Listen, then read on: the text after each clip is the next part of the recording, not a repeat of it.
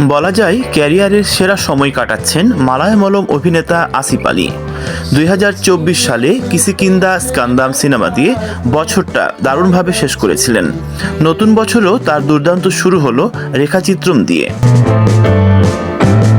মাত্র 6 কোটি রুপি বাজেটের সিনেমাটি বক্স অফিসে 55 কোটি রুপি আয় করেছে।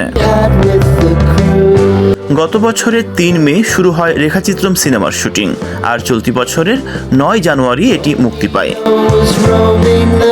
জন টি চাকো পরিচালিত মিস্ট্রি ক্রাইম থ্রিলার সিনেমাটিতে আসিফ আলীর সঙ্গে আছেন মামুত্তির মতো বড় তারকা। মুক্তির পর থেকেই বলা যায় বক্স অফিসে ঝড় তোলে সিনেমাটি। এখন পর্যন্ত চলতি বছরের সবচেয়ে বেশি ব্যবসা করা মালায়ামলম সিনেমার এটি একটি।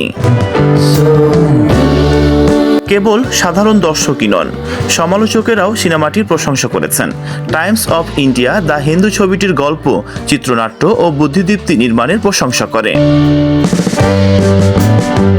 সিনেমার গল্প 4 দশকের পুরনো একটা অমীমাংসিত রহস্য নিয়ে।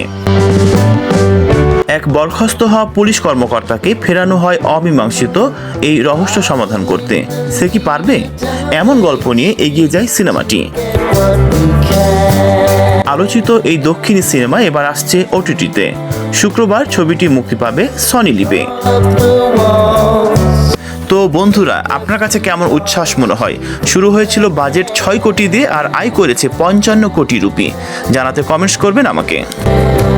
Promising the prominent angle.